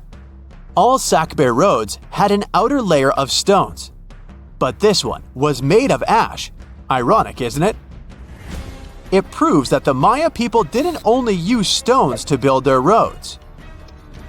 Archaeologists discovered several coins in Jerusalem when they were excavating an old street. When they saw the minting dates, they realized the road was built when Pontius Pilate was the Roman governor of Judea. Since he was the local ruler, it's almost clear that he gave the order to build the road. The pilgrims most likely used this road to reach the Temple Mount for worship. The pathway, which was laid with over 10,000 tons of limestone, was almost as broad as a London bus is long. It had been there for 2,000 years. It's not common that you find such a luxurious road, and it's not clear why a Roman governor would spend so much money on the road. It was probably his attempt to make the city's population like him.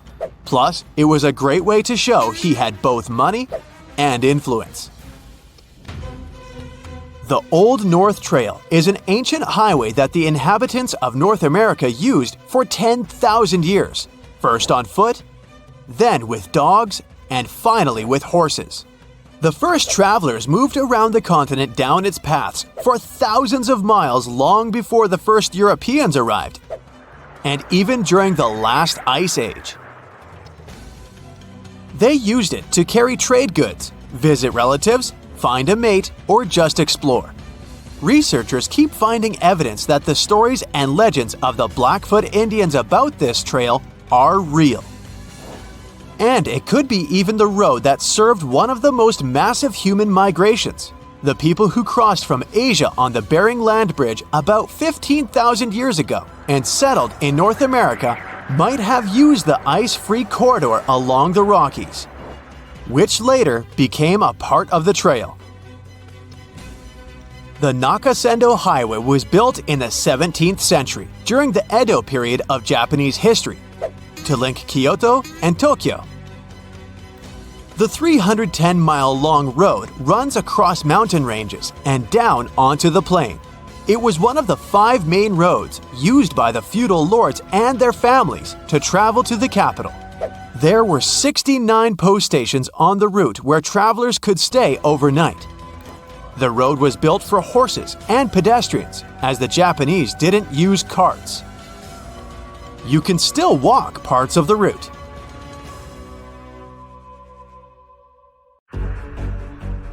The conditions on this mysterious island might teach us how we can live on Mars one day. Devon Island is, to this day, the largest uninhabited island on our planet. It's located in the Canadian Arctic archipelago, and it's easy to see why people find it impossible to make a home here. The soil stays frozen throughout the seasons.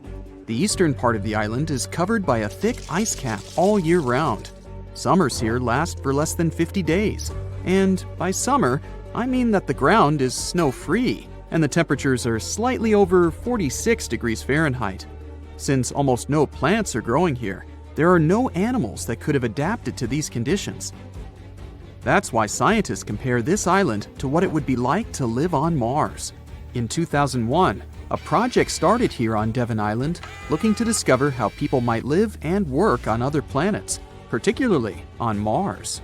It's called the Houghton Mars Project and offered NASA scientists some unique studying opportunities. There are few options here in terms of logistics and transportation, and communicating with people living outside the island is also a bit more difficult. Specialists believe that if we can find solutions to live here, we might be able to do it on Mars too. Think of it as a home-based outer space boot camp. The Pitcairn Islands can be found in the middle of the Pacific Ocean. If you're a fan of adventures and remote places, this is the place to be. But you'll need to buckle up for quite the ride, since no plane has ever reached this place. The only way to reach the Pitcairn Islands is to take a 32-hour yacht ride. No wonder only 50 people are known to live here. Its history is really interesting too. A group of people settled here in the 18th century after a failed marine mission. To this day, all the residents of the island are descending from that initial group. Life's not easy here though.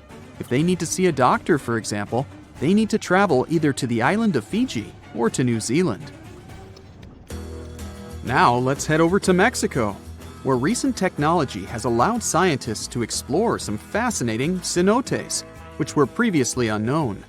Cenotes are also called sinkholes and allow us to see subterranean water bodies. A team of archaeologists, cave divers, underwater photographers, and biologists came together to explore and document the extensive network of sinkholes located in the Yucatan Peninsula. One of the hotspots is located under the main pyramid at the Chichen Itza archaeological site.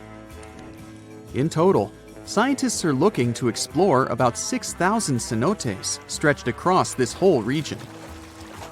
The whole project is important not only because of the geological discoveries, but also because of its connection to the Mayan people and their culture. These recent discoveries revealed that for the Mayans, these cenotes weren't simple water sources. they dictated the way they built their constructions and had a huge impact on their spiritual lives too. The tallest mountain in the world is Mount Everest, sure, but it's been explored by scientists and tourists alike and doesn't hold many secrets. The mysterious Ganghar Puensem, on the other hand, is the tallest unclimbed mountain on our planet.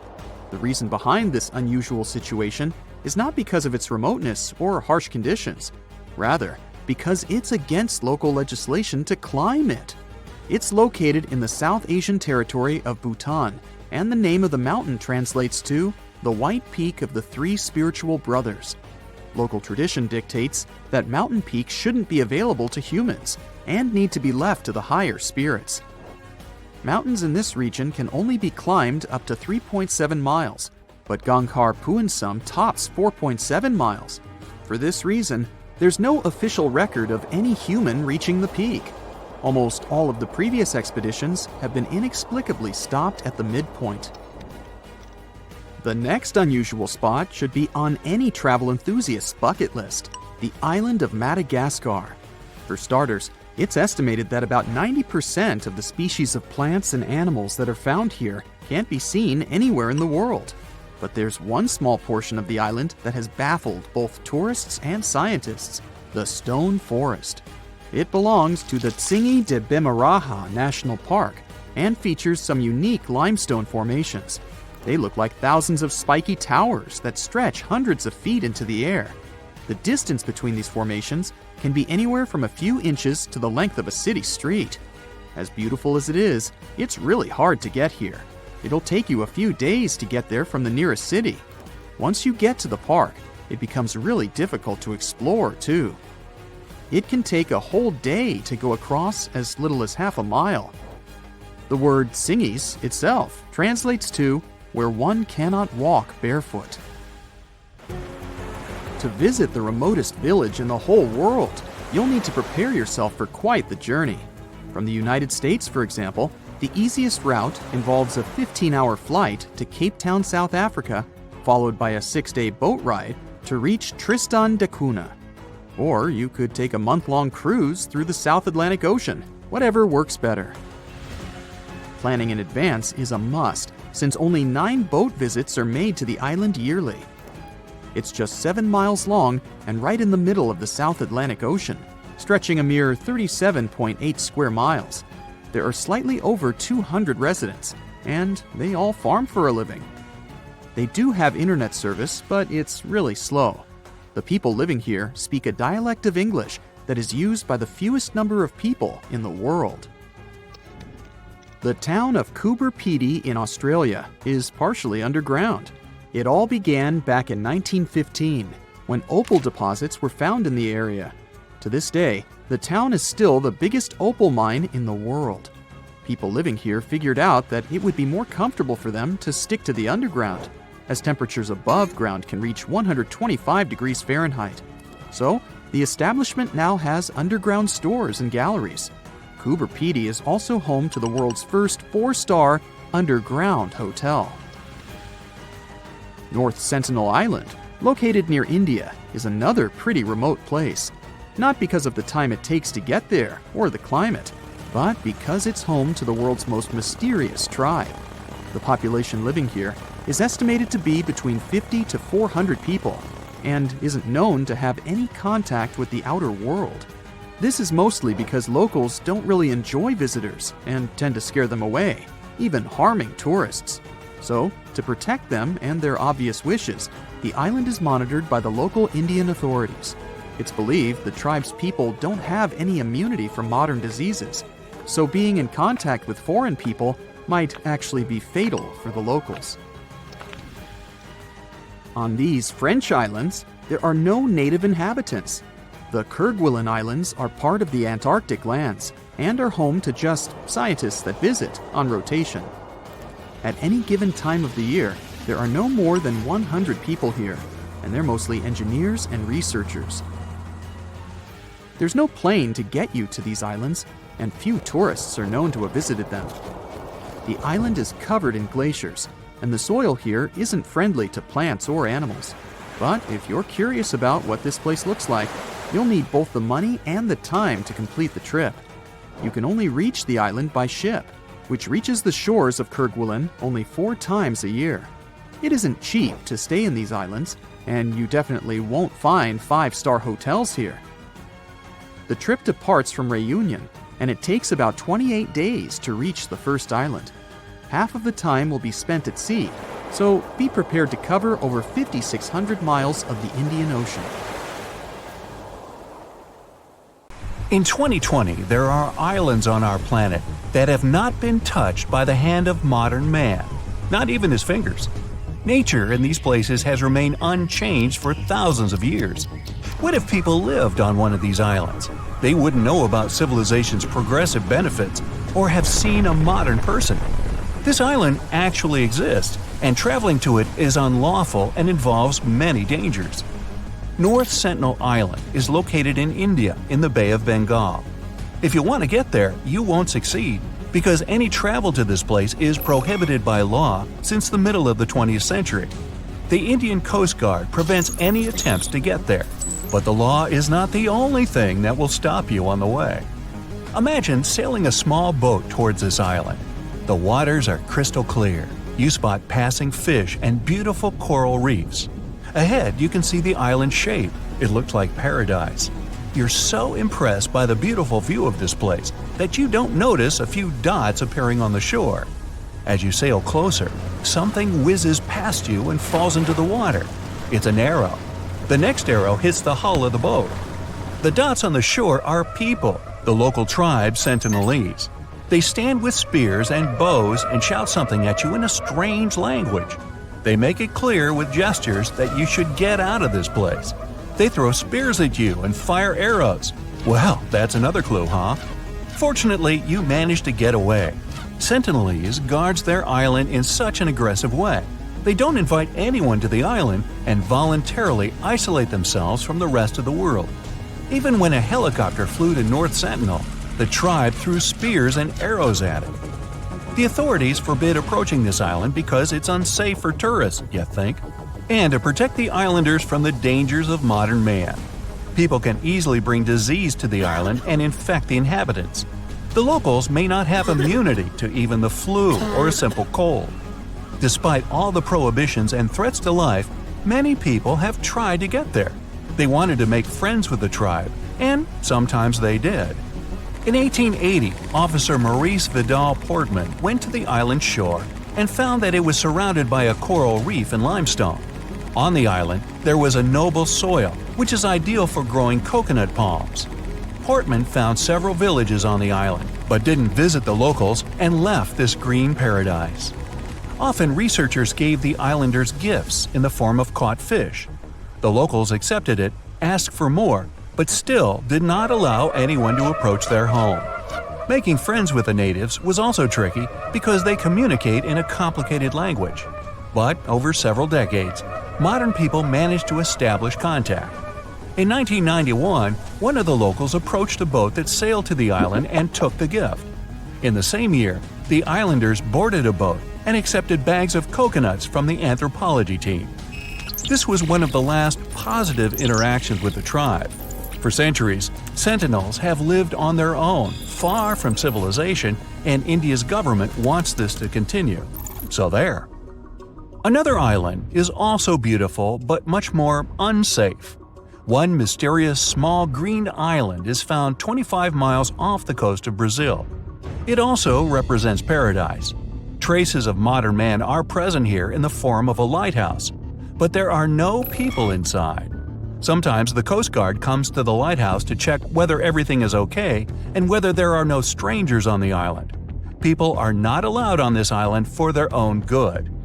The only inhabitants of this place are snakes. The island is home to about 4,000 species of these reptiles. They hang on trees and slither on the ground. Oh boy. They have no enemies and feed on birds that visit the island for recreation during a long flight. Oops. But the worst thing is that these snakes are among the most venomous in the world. The golden lancehead snake is a unique species that lives only in this place. Snake Island was once part of Brazil's mainland, But 10,000 years ago, the sea level rose and separated this place, turning it into an island. Animals were completely isolated here, and for thousands of years, snakes became the top of the food chain. Because there was no other prey on the island except birds, evolution gave these snakes a potent venom to catch prey with a single bite. Well, moving on. Next is a terrifying island located in the Xochimilco Canal, 11 miles from Mexico City. There are no venomous animals or a hostile local tribe, and the island is not forbidden to visit. But most likely, you'll want to leave as soon as you arrive.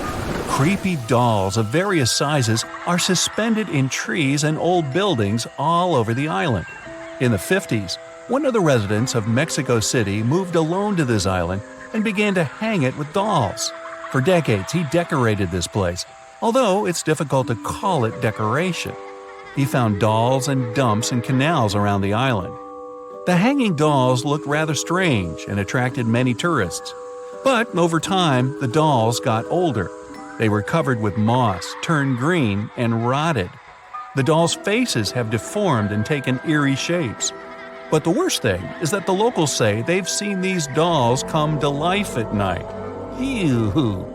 Now for Bouvet Island, one of the most mysterious islands in the world. This island is the most isolated place in the world. It's located in the South Atlantic Ocean, 1,600 miles away from South Africa and 1,100 miles from Antarctica. A perfect location for an introvert. It's challenging to reach the island, and typically you can only do so from some large ships passing by. Almost the entire island is covered by a glacier, and in its center lies a volcanic crater.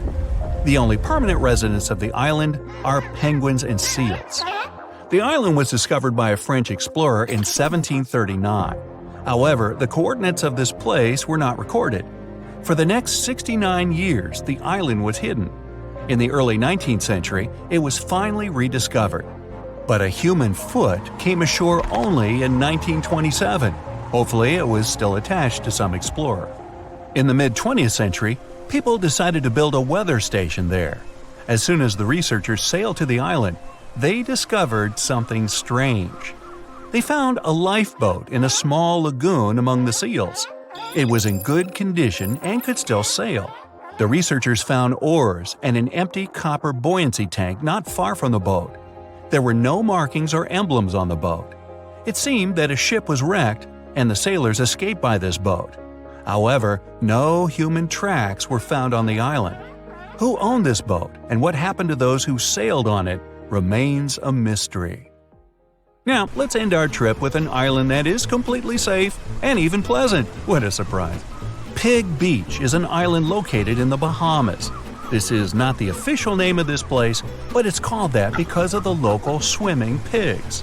The island is inhabited by these animals. They sunbathe on the beach, walk through the jungle, and beg for food from tourists. But the cool thing is, they can all swim really well. Cute pink and brown piglets splash in the water and grunt, begging for food. Thanks to feeding by tourists and caring locals, these animals manage to survive on the island. You can stay at a hotel on a nearby island and visit the pigs by boat.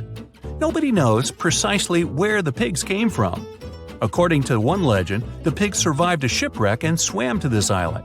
You can find several cats and goats there as well. Animal farm, anyone? The marble caves in Chile are one of the most far-off natural wonders of the world. The cathedral, the chapel, and the cave are the three main attractions. They're a group of black and white caverns, columns, and tunnels made of marble. Waves have been shaping them over thousands of years, and they're still going strong. The caves and turquoise water waves team up to make a sweet light show. When summer starts, an ordinary-looking river in Colombia transforms into a liquid rainbow.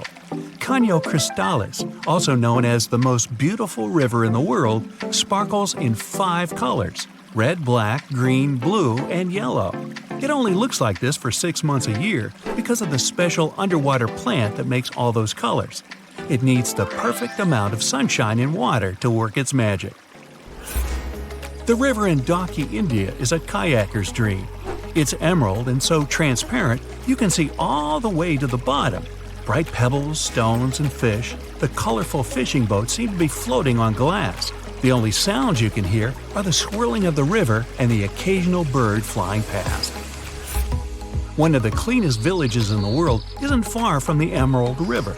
It has 3 street cleaners who work every day, even in heavy rain. The locals plant flowers and bushes all over the village, and cars aren't allowed. The parking fee for tourists is used to pay for more street cleaning. The cost of littering? A fine or even jail. Blue Lake in New Zealand is one of the world's clearest lakes. It's basically like looking at distilled water. You can even see blue-violet shades in it, which is super rare. The water comes from its neighbor, an icy glacier lake. The local Maori people don't let you swim there. You can't even dip your toes in. They believe the lake has special powers. Luscantire Beach is an endless stretch of white sand dunes and perfect blue water. But don't let the tropical vibe fool you. It's in Scotland. That's why it only looks nice in May and June. In December, the place only gets an hour of sunshine per day, so it looks pretty bleak. Five Flower Lake in China's Jusigao Valley changes from yellow to emerald green, dark jade to light turquoise, and sometimes even coral color, which I didn't even know existed. It never freezes thanks to underwater hot springs and never dries up like some of its neighbors. The local legend is that it's made up of pieces of a mirror that fell from the sky. The surrounding valley has some of those classic hills with above-ground caves in them, spectacular waterfalls, around 140 different birds, and a couple of giant pandas and other endangered plants and animals. The Southern Ocean near Antarctica has the cleanest air in the world. It's so clear, scientists could barely find any DNA in it to analyze, just some random marine bacteria. Antarctica itself is 99% ice and has mind-blowing blue glaciers, active volcanoes, and the best views of crispy clean snow anywhere in the world. Mount Haleakala in Hawaii is one of the quietest places in the world. Shh! Rangers there often measure exactly 0 sound. Its name in Hawaiian means House of the Sun. It was formed thanks to a 1-million-year-old volcano. Lava built up over the years and grew into a mountain.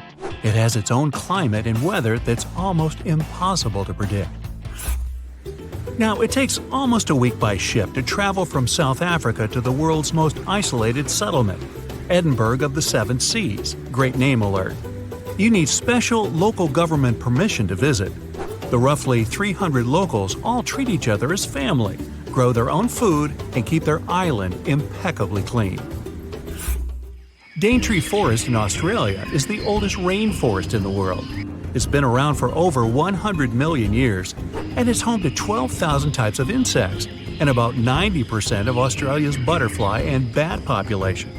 It's also home to about 3,000 different kinds of plants. The Bazaruto Archipelago in the Indian Ocean has crystal white sands and unspoiled coral reefs, and almost no tourists. It's an official marine reserve, so commercial fishing is off-limits. You can still see fishermen in traditional old boats, though. That's why the corals are still in perfect condition. Bazaruto is also home to some of the last remaining sea cows. A mysterious emerald bamboo grove is located a short train ride away from Kyoto. It's like a portal into another universe. The creaking and rustling sounds make it one of the top 100 soundscapes in Japan. Local artists make baskets, coasters, and chopstick rests, all out of bamboo. The Great Bear Rainforest in British Columbia is famous for its 1,000-year-old cedars, mossy waterfalls, water the color of granite, and crystal-clear streams. It's home to the rare cream-colored Kermode bear, also known as spirit bear. Add some Sitka deer, coastal gray wolves, cougars, mountain goats, orcas, salmon, sea lions, sea otters, humpback whales, you get the picture. The secret of the Candy Floss Pink Sand Beach in Barbuda is that it's made of crushed corals with tiny single-celled red things living beneath. You can see the famous pink shade when the waves are strong enough. This place doesn't have any public facilities, so it's much less crowded than other Caribbean islands, and that's why it's so clean. Now, it took thousands of years to form the Piccaninny Ponds in Australia. Underground water crept slowly up to the surface through all that limestone. It formed a large underwater cavern with amazing white walls. You need a special permit to dive there, but it's definitely worth it. Lapland in Finland has some of the cleanest air in the world. It also has those spectacular northern lights, snow-smothered trees, and endless white landscapes. The first humans arrived here around 7,000 years ago. They were mostly reindeer herders, and now there are more reindeer than there are people, and reindeer don't exactly pollute. The Plitvice Lakes National Park is one of the most popular tourist attractions in Croatia.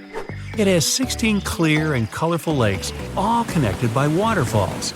Deer, bears, wolves, boars, and rare birds roam around enjoying the unspoiled nature. It's a UNESCO World Heritage Site, so they gotta keep it clean.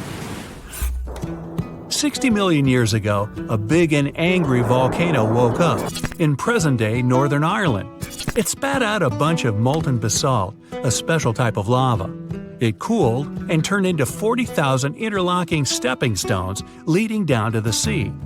Local legend says they're so perfectly shaped because they were made by an Irish giant. He had to build a road into the sea to get to his foe in Scotland. Badabi Surt in northern Iran has some unique travertine terraces, basically an epic staircase. It took thousands of years to form. 2 different mineral hot springs flow downhill, leaving behind a jelly-like goo. It shaped the slope into a staircase when the water cooled, and the springs are still active. One has healing properties, the other shoots out dust that turns the water orange. When the sun comes out, it turns everything red, orange, and yellow. Bolivia's salty Laguna Colorada is a real magnet for worldly photographers. It gets its crimson red color from algae and rich minerals in the water. It's surrounded by high-altitude desert plain, volcanoes, boiling mud, drifting snow, and weirdly shaped rocks. It's home to 3 of the world's 6 species of flamingo that come here for their fill of plankton. Flamingos are actually born white, but turn pink because of all that red algae. The Enchanted River is one of the most pristine, hidden, natural gems of the Philippines. It's tucked in behind some mountains, and no one really knows where the water comes from. There are loads of colorful fish swimming around, but where do they come from? Where do they go? Nobody knows. The river looks shallow, but no one's ever managed to measure how deep it is. Only a few thrill-seeking tourists visit this mysterious river to dive into its caves. Pangong Lake in the Himalayas is the world's highest saltwater lake. It has no aquatic life because of its saltiness, but it's a perfect place for bird watching. When it's a little warmer, the lake's constantly changing colors between blue, green, and even red. In the winter, it's pretty much ice.